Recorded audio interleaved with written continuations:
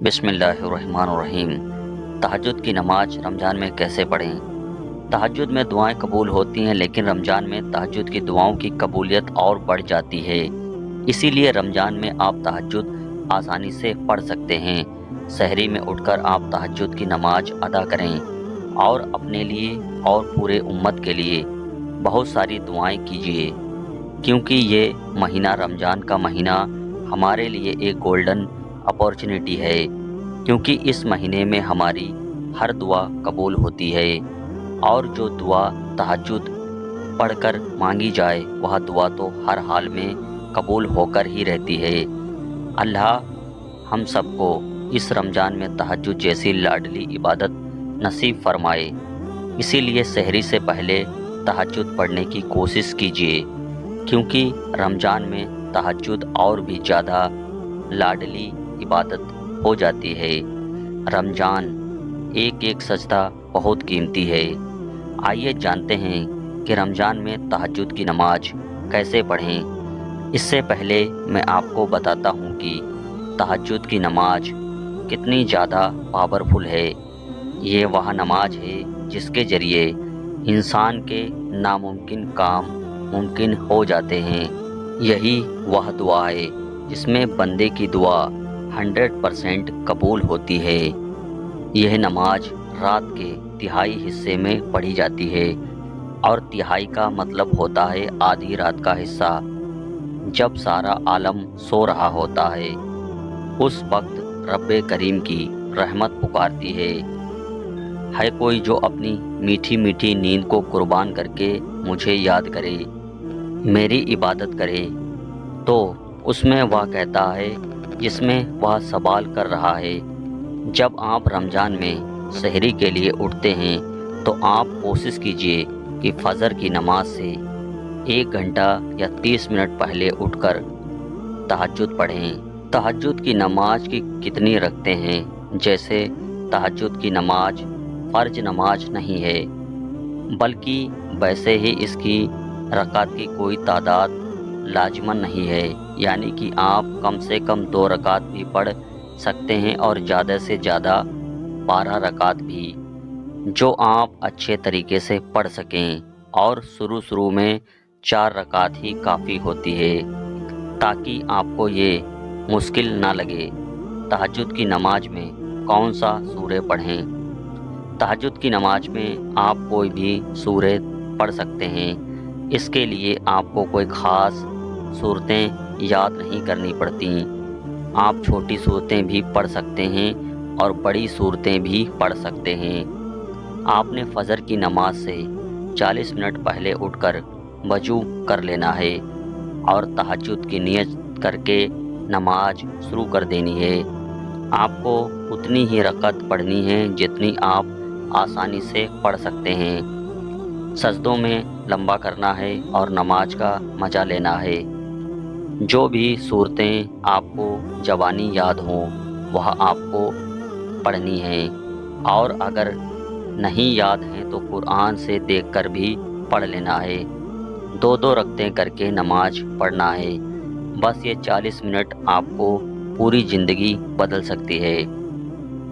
آپ کو زندگی میں کتنی بھی پریشانی کیوں نہ ہو، آپ کا دل جب بھی بے چین ہو تو آپ کو تہجد کی نماز پڑھ لینا ہے، اور پھر دیکھنا کہ کیسے اللہ آپ کے لیے راستے کھول دیتا ہے، اور کیسے آپ کی ایک قربانی ان گنت قربانیوں سے بچا لے۔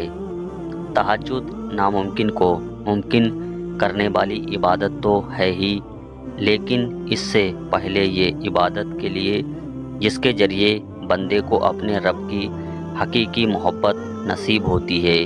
یہ وقت سب سے خوبصورت وقت ہوتا ہے جب بندہ اور اس کا رب تنہائی میں ملتا ہے، اور وہ وقت ہوتا ہے جو رات کے کالے اندھیرے کو دنیا کا سب سے خوبصورت اندھیرا بنا دیتا ہے۔ اللہ سے ہاتھ پھیلا پھیلا کر باتیں کرنا وہ جو لمحہ ہوتا ہے، اس کا احساس بھی انہیں نصیب ہوتا ہے جنہیں وہ چنتا ہے۔ تہجد ہر کوئی نہیں پڑھ سکتا، یہ تو وہ کرم ہے جو کسی پر ہی ہوتا ہے۔ اگر آپ کو یہ دولت نصیب ہو تو آپ اچھے سے گزریے۔ جب خود رب کریم ایسے فرمائے اور ہم سے سوال کرے تو کیا وہ عطا نہیں کرے گا؟ اللہ تو بن مانگے اتنا دیتا ہے۔ سوچو، جب بخود پکار کر پوچھے کہ کسی کو کچھ چاہیے، مانگتے رہیے، اپنے رب سے یقین کیجیے۔ کرشمہ تو روز ہوتے ہیں، دعائیں قبول ہوتی ہیں۔ آپ کی زندگی میں پڑھی گئی ایک تہجد کی نماز پوری زندگی کو بدلنے کی طاقت رکھتی ہے۔ تہجد پڑھا کرو، کیونکہ کوئی ملے نہ ملے لیکن اللہ ضرور مل جاتا ہے، اور جب اللہ مل جاتا ہے تو سب کچھ مل جاتا ہے۔ جس کہانی کے وجہ سے تم تہجد تک پہنچ جاؤ، اس کہانی کو اللہ پاک کیسے ادھورا چھوڑ سکتا ہے؟ تہجد کی برکت سے تمہاری رد کی ہوئی تمام دعائیں پوری ہو جائیں۔ جو کہانی تہجد تک پہنچ جاتی ہے، پھر وہ کہانی کبھی ادھوری نہیں رہتی۔ جہاں سے نصیب کا جو فیصلہ ہو، صرف ایک دعا ہے تہجد میں بہنے والا ہر آنسو اللہ کے کن کا سفارش کرتا ہے۔ تو اگر درد رات میں سونے نہیں دیتا تو جان لو منتظر ہے تمہارا، کبھی بھی تم کو انتظار ہے تمہارے دعاؤں کا۔ مانگ لو، ابھی بھی کچھ نہیں بگڑا، ابھی بھی وہ سب کچھ ہو سکتا ہے جو تم چاہتے ہو، ابھی بھی وہ مل سکتا ہے جو تم مانگتے ہو، ابھی بھی قبولیت کی ایک گھڑی باقی ہے، ابھی بھی تہجد کا پلہ مقدر میں بھاری ہے۔ جو دعائیں تمہیں اتنی پیاری ہوتی ہیں، نہ انہیں مانگنے کا اندازہ بھی بہت پیارا ہونا چاہیے، اتنا پیارا کہ اللہ پاک پہلی بار میں ہی کن کہہ دے۔ اور پتہ ہے اللہ کو اتنا پیارا انداز کس کو لگتا ہے؟ تہجد پڑھنے والے کا۔ اگر آپ نے اسے اللہ سے تہجد میں نہیں مانگا تو کیا مانگا؟ تہجد میں جاگنے والوں کو چاہیے سونے والوں کے لیے دعا کریں، ملنے والوں کو چاہیے بچھڑنے والوں کے لیے دعا کریں، کامیاب ہونے والوں کو چاہیے ناکامیاب ہونے والوں کے لیے دعا کریں۔ تمہاری دعائیں سنی جا چکی ہیں، تمہارے صبر کا صلہ لکھا جا چکا ہے، ابھی تمہارے یقین کے معجزے دکھائے جائیں گے، تاکہ تم جان سکو کہ مخلص دل ان تمام سے ہمیشہ جیت جاتا ہے، اور تقدیریں اللہ کے ایک اشارے پر بدل جایا کرتی ہیں۔ کتنا سکون ملتا ہے نا جب آپ کے لیے سارے راستے بند ہو جائیں اور آپ کا دل صبر پر رکھو۔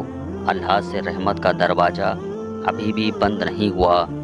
تہجد اتنی قیمتی ہے، اگر اللہ ہمیں نہ دیتا تو ہم کبھی سمجھ ہی نہ پاتے۔ حضرت علی رضی اللہ عنہ فرماتے ہیں کہ اگر لا حاصل کو پانا چاہتے ہو تو تہجد پڑھو، کیونکہ جو نصیب میں نہ ہو اسے تہجد کی دعائیں مقدر میں لے آتی ہیں۔ اللہ پاک سے دعا کریں کہ اللہ پاک ہم سب کو رمضان میں تہجد کی نماز ادا کرنے کی توفیق عطا فرمائے۔ آمین یا رب العالمین۔